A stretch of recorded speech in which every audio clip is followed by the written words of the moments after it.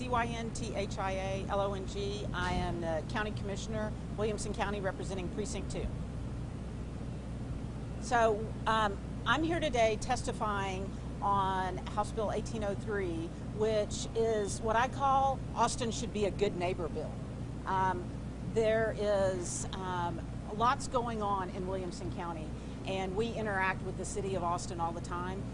We simply ask them to interact with us. They, back in January, announced that they were purchasing a hotel in Williamson County to house homeless individuals.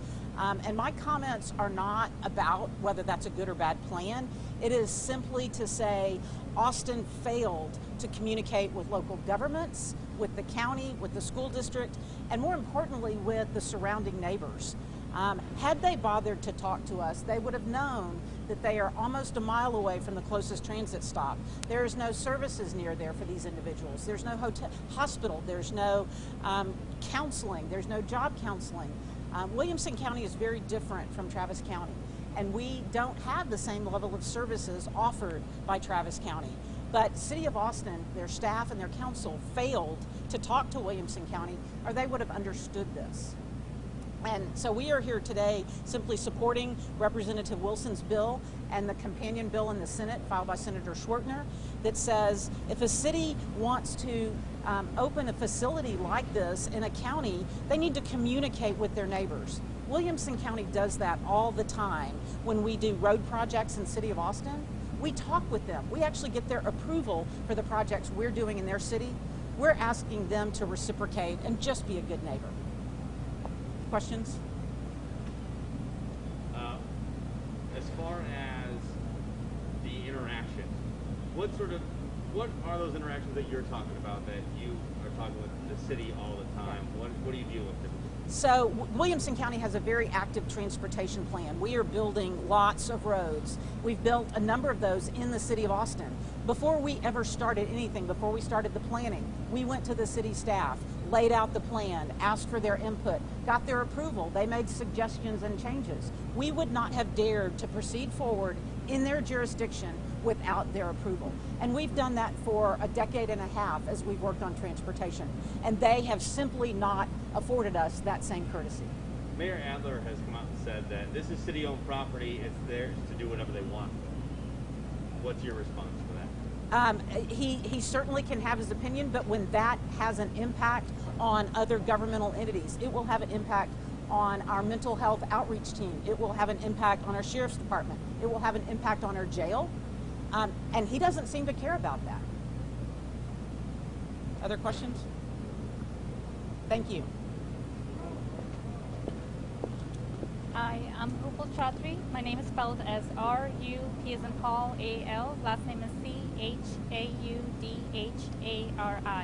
I'm a CFO of a Hampton Inn and a homeless suites. I want to say first, thank you so much, Williamson County. Thank you so much to Senator Schwertner for introducing a bill in the Senate, and thank you so much for Representative Wilson to support that bill, and we are here today to testify. This is not a new story, but what I want to bring to the table that how hard we have fought. We have started a grassroots movement. We are trying to reach what city should have done from the get-go is communicated with the neighbors, communicated to the residents that they're impacting, communicated with the businesses that they're impacting, but they failed to do that.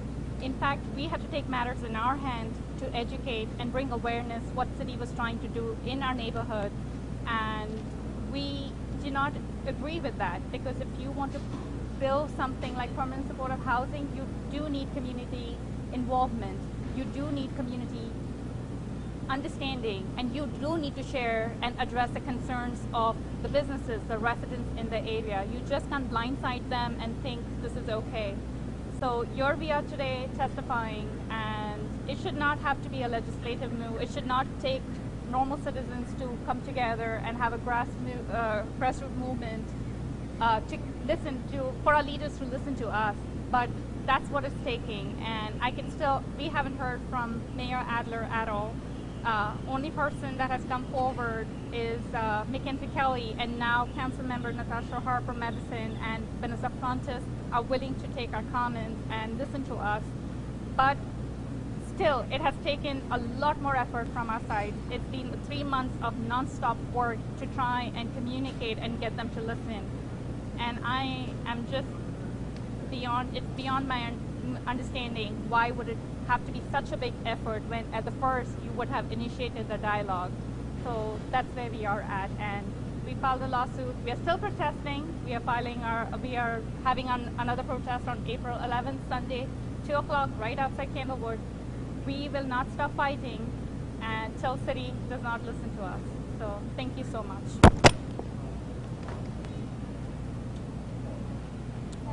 I'm going to introduce Bianca Ramirez. I'm sorry. Where are you with the lawsuit right now? Lawsuit city has replied back, and we are right now in the phase of trying to secure a hearing date.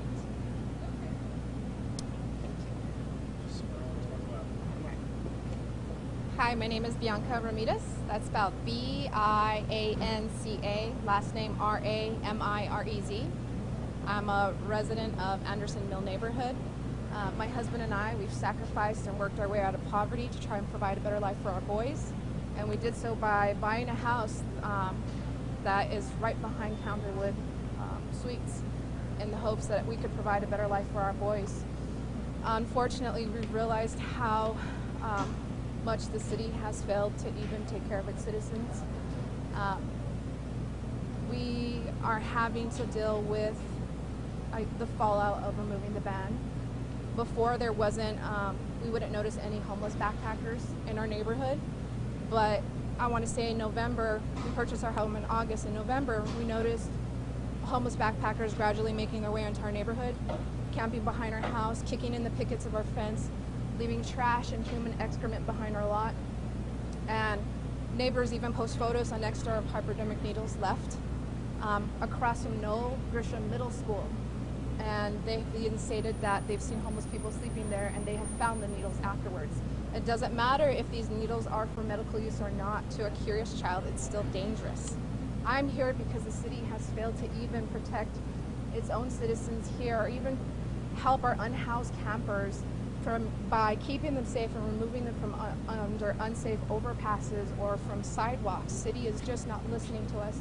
And they did not listen to our concerns when we addressed this. When we wanted transparency, our voices were left unheard. I'm here today in support of HB 1803 to see if somehow someone can actually prevent this from happening to other counties and other neighborhoods and other communities. I'm hoping that our words will help. Thank you.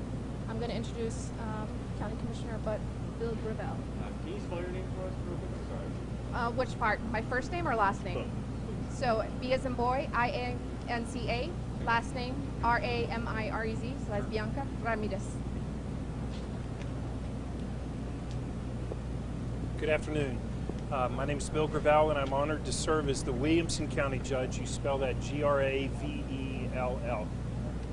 I want to say that the citizens of Williamson County have a significant track record on working collaboratively with our sister cities to be successful. In Williamson County, Texas, we have one of the hottest housing markets in the world, and it's because we work with our sister cities to accomplish goals and to make a difference. To answer your question, it simply is this. If the mayor of the city of Austin would take time to come out of the penthouse suite of the W and get out into the local community, he would see the effects of the decision that he's wanting to make. As county judge, I first discovered the homeless hotel that they're proposing in Williamson County by watching your Sunday evening newscast. And I was sitting there eating a bowl of cereal, and I said, wow, these residents are upset. And they're upset about something that's right. You shouldn't just go into a community and do what you want with disregard and a lack of respect for others. And then I realized they said, well, it's the city of Austin. And I thought, well, you know what? That's normal. The city of Austin is often a bully. And it's time for someone to stand up to the bully. And then I realized we weren't talking about in Travis County, we were talking about Williamson County.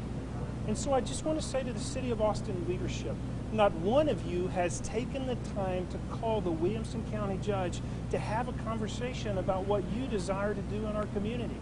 And by the way, we have some amazing programs for dealing with homelessness, and you would see that we're amazing at working together collaboratively for a conversation. The only reason we're here today for House Bill 1803 is because the city of Austin does not understand respect. And let me be crystal clear to the city leadership. Do not mess with Williamson County. If you want to have a conversation, give us a call and we'll have that conversation. But do not be the neighborhood bully. Bullies are no longer accepted in our society. I'm grateful to our state representative, Terry Wilson, who's carrying this legislation for us. He's here to speak to you and will certainly be willing to answer any questions after that. Do you have any questions? Judge, what's it going to take to keep Williamson County, that area, to keep the public safe? What's it going to take? Well, I can tell you this. I was just in the area a couple of days ago eating at one of the area restaurants, and there's already a significant homeless population there because of the city of Austin's policies.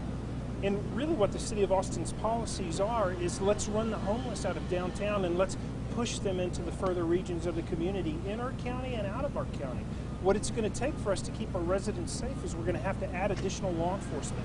But beyond additional law enforcement, we're going to have to add those law enforcement personnel that are a part of our mental health and our mobile outreach team. We're going to have to add in the area a Bluebonnet Trail that does such an amazing job at serving the mental health of our community. We're going to have to add resources there. We're going to have to add resources at our county attorney's office, our district attorney's office, because you know what? Folks are going to commit crimes. If you push them out of downtown Austin, which is disrespectful, it's unkind, it's inconsiderate, and it's inhumane, and you don't provide the right resources for them, you're making a significant mistake. And by the way, spending $9.5 million on a hotel that is about a 15-minute walk from any public resources for transportation seems reckless to me. It's also reckless to me as well that there's a high school that is 980 feet away and they have no problem with putting a homeless shelter near one of our area high schools. It's not the right decision for Williamson County, and it's not the right decision for Texas.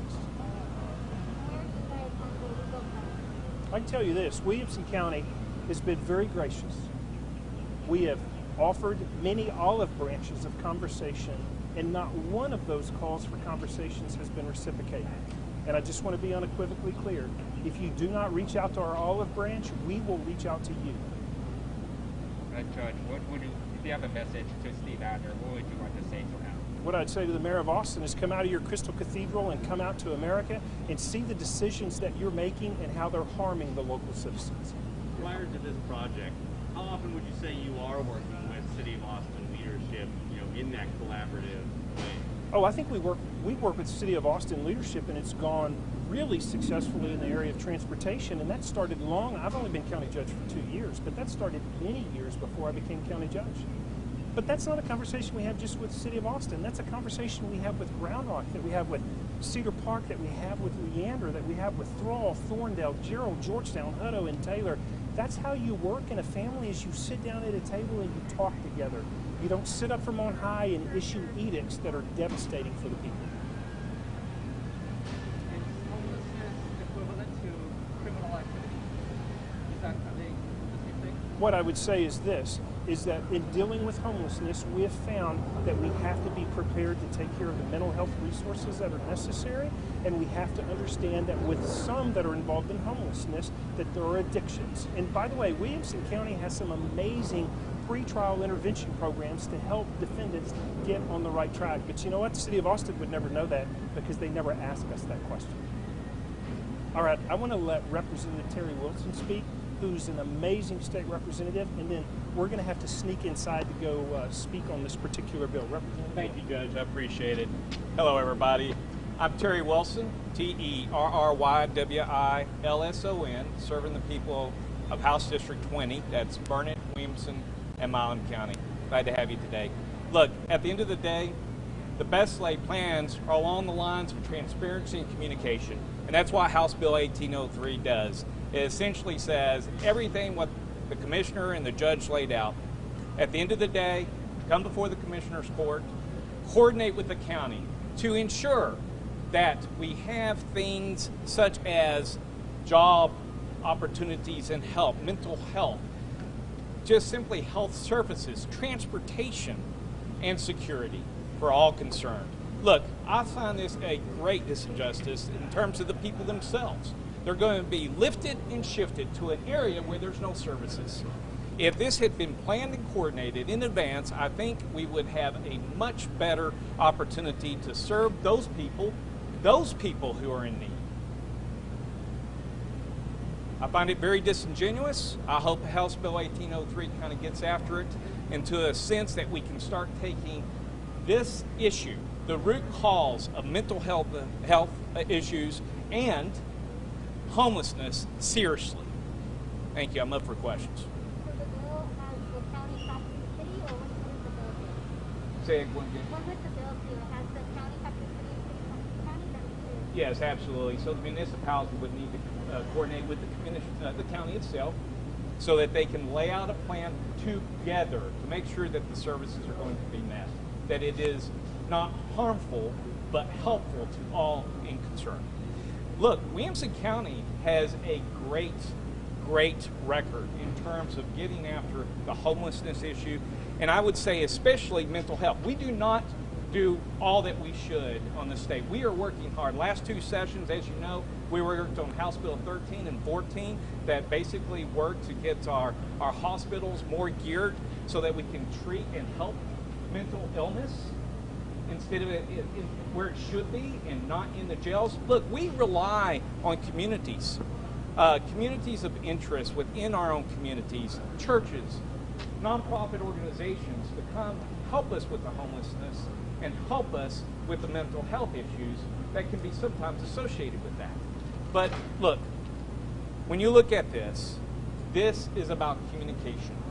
Through communication, we get a better product, a better program to help those who are in need. Any other questions? What are your conversations with Senator Shortner? That's because there's those companion bills. Yes, well, I'll tell you what, y'all are tracking this session. And at the end of the day, it's kind of hard for us to communicate. So we end up making sure that we work through staff. But my conversations with Senator Shortner to this point has been, he said, this is the session about Williamson County. And he's working a lot of bills associated with his district all the way across the board. There are a tremendous amount of issues. And frankly, this one right here is something that's bigger than Williamson County. This is about how business should be done in the state of Texas to make sure that we provide the best services that we possibly can. What's it going to take to protect other businesses? Because we all know, close by Candlewood Suites, there's other business buildings and there's other homes. I mean, what's it going to take? I mean, to keep people safe? Well, you know, at the end of the day, this isn't about not in my backyard. The fact of the matter is, they pointed out it's near a school. We point out that it's not near transportation, which they need. Those folks need. It's not near services. So the fact of the matter is if we come together, I'm sure there is a lot of area for which we could look to see where those services are and then do an analysis in terms of the impacts in that particular area and then mitigate those risks and those issues that may concern citizens such as this. So the session almost over, and less than 2 months. Yes, I do. I sure do. Because, see, look, at the end of the day, folks are going to want to shape this wrongfully that, look, hey, this is about not being in my backyard. No, this is about a good county with a good government and citizens who care that already have programs that aren't government. But when you combine the two, we get the best solution. Look, I'm watching on your channel, and we see every day the poor decisions made by this Austin local government. We hear each and every day about how the police force is stretched thin. Police officers are saying, you know, we're very stretched thin. They're just now getting an academy around to help with the officer shortage they have. They are in a situation now where we have communities that have been annexed by Austin that are trying to de-annex. And it's because of security and services. We're hoping that Austin will catch a clue here. Look, Harris County is responsible in how they're doing the same effort that they're trying to work right now. I encourage y'all to look at those programs. Bexar County is doing a great job. I need Austin to quit shifting their issues and their problems and look to come to get to root cause of why we have homelessness issues. And let's help build some people. And I'm sorry, but I have to go lay out this bill. And I ask that y'all join the bill, and it may add some additional questions and hopefully some answers. Thank y'all very much. Thank you, Judge. Thank you, ladies.